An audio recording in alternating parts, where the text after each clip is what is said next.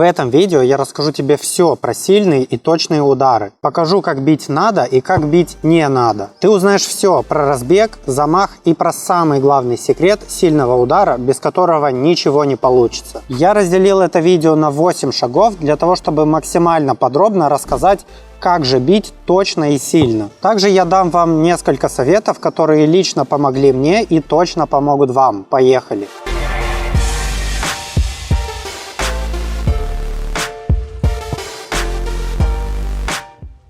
Шаг номер 1 – растяжка. Это обязательный пункт для того, чтобы вообще начать бить поворотом. Растяжка помогает подготовить мышцы, связки и суставы к высоким нагрузкам. А удары на силу – это, наверное, один из самых энергозатратных процессов. Хорошо прогретые мышцы и связки не дадут вашему организму травмироваться. Если вы не будете хорошо размяты, вы рискуете заработать серьезную травму колена, паха, голеностопа, задней или передней мышцы бедра, а после таких травм ты будешь очень долго восстанавливаться. Также растяжка даст тебе больше гибкости и подвижности, а это значит, что и амплитуда твоей ноги увеличится, соответственно и сила удара тоже. Поэтому обязательно разминайся и растягивайся. Шаг номер 2 – разбег. 5-6 шагов вполне достаточно для того, чтобы разбежаться до твоей средней скорости. Сколько бы обучающих роликов я не посмотрел, почти никто не говорит про скорость разбега, а она очень важна для сильного удара. Как я до этого сказал, разбежаться надо именно до твоей средней скорости. Почему? Потому что если ты разгонишься до своей максимальной скорости, то твое тело не успеет подготовиться к удару. Оно не успеет правильно перестроиться для того, чтобы передать всю энергию из твоего тела в мяч. Но и медленный разбег тоже не подходит для сильного удара. При медленном разбеге у тебя хорошо получится ударить на технику, отдать точную передачу или на вес. Но сильного удара поворотом у тебя не получится. Получится просто обычный средний удар. Именно средний разбег позволит тебе успеть подготовиться к удару, прицелиться, замахнуться и хорошо и плотно вложиться. Шаг номер 3 – угол разбега. Здесь, я думаю, и так все понятно. Угол в 90 градусов не подходит для сильного удара, а больше подходит для крученого. Опытные футболисты, конечно, из такого угла могут очень сильно ударить, но это не так удобно, как с более острого угла. Примерно 35-45 градусов, по моему мнению, это идеальный угол для того, чтобы пробить на силу.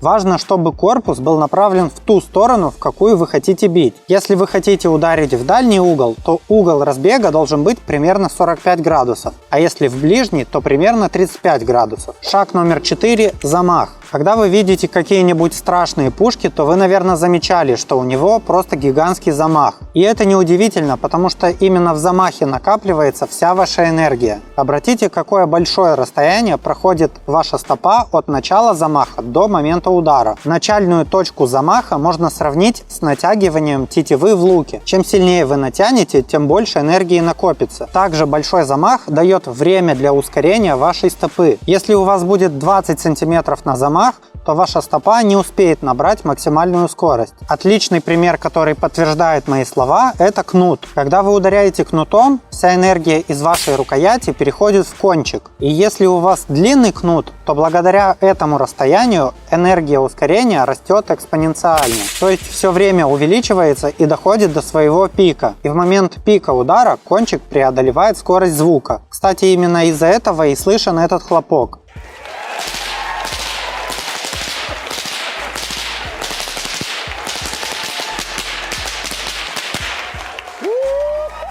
А если у вас короткий кнут, то и энергия не успевает накопиться и ускориться. Я попытался объяснить это как-то своими словами. И с вашим ударом буквально то же самое. Вся энергия вашего тела проходит через этот замах и концентрируется в стопе. Поэтому чем больше эта амплитуда, чем быстрее работают ваши связки, чем они крепче, тем сильнее у вас получится удар. Очевидно, что при маленьком замахе у вас не получится сильно ударить. Шаг номер 5 – опорная нога. Очень важный момент, куда и как вы ставите вашу опорную ногу. Она должна быть направлена в тот угол, куда вы бьете. Нельзя ставить опорную ногу дальше или ближе, чем мяч. Если вы поставите вашу опорную ногу ближе, то стопа в момент удара будет уже идти на подъем, и мяч улетит вверх. А если вы поставите ногу дальше, чем мяч, то то же самое, но наоборот. вы ударите по верхушке мяча. Слишком левее или слишком правее тоже неправильно, потому что это банально, неудобно и травмоопасно. Вы можете сами себе заехать по ноге или вам придется тянуться к мячу. Около 10-15 сантиметров вполне хватает. Шаг номер 6.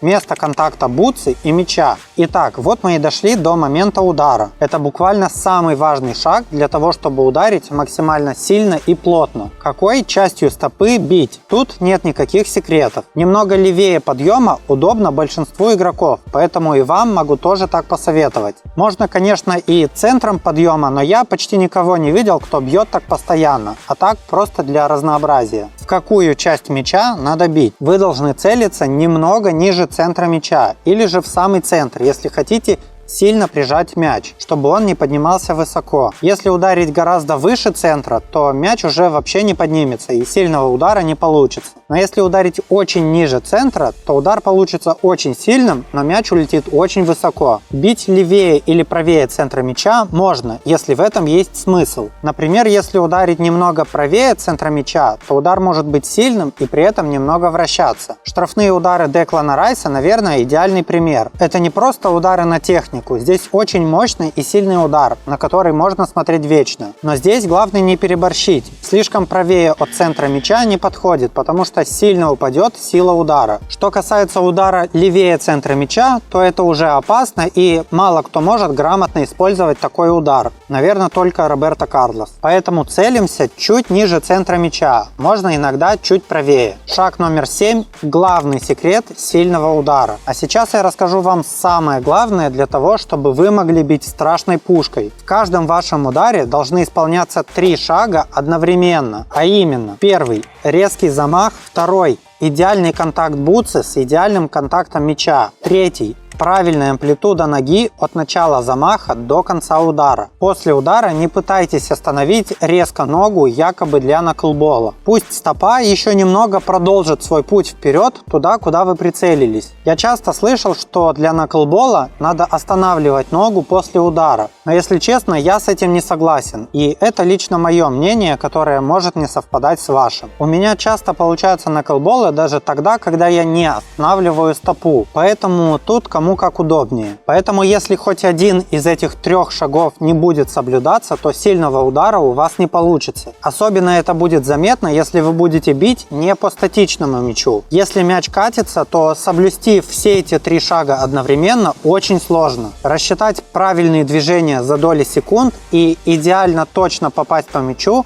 сложно даже опытным футболистам. Вы можете сильно резко замахнуться, но если вы плохо попадете по мячу, то удар не получится. Вы можете идеально резко замахнуться, ударить правильной частью стопы, но если вы не попадете точно в центр мяча, то удар опять же не получится. Поэтому только соблюдение всех 3 шагов одновременно гарантирует, что у вас будет точный и сильный удар. И даже не обязательно иметь огромные ноги, как у Роберто Карлоса.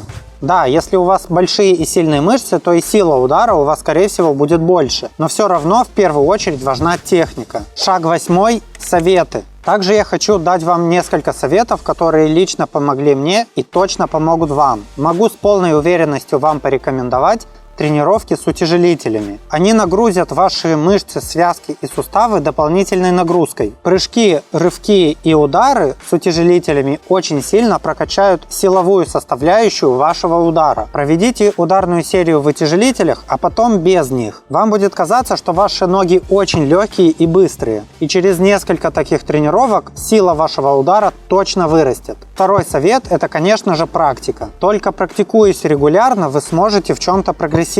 Бейте правильно и бейте неправильно. Только на ошибках вы поймете, что именно не так с вашим ударом. Также совет для ребят, которые еще очень молоды. Если вам 10-12 лет и вы хотите ударом ломать перекладины, но у вас пока не получается, то не расстраивайтесь. Поймите, что это чисто физически невозможно. Самое главное, чтобы сейчас вы работали над техникой. И тогда, когда через пару лет вы подрастете, ваша мышечная память будет делать все за вас. Поэтому обязательно тренируйтесь, и у вас все получится. Я очень надеюсь, что это видео было вам полезно. Если вы узнали что-то новое, то обязательно напишите об этом в комментариях. А у меня на этом все. Пока!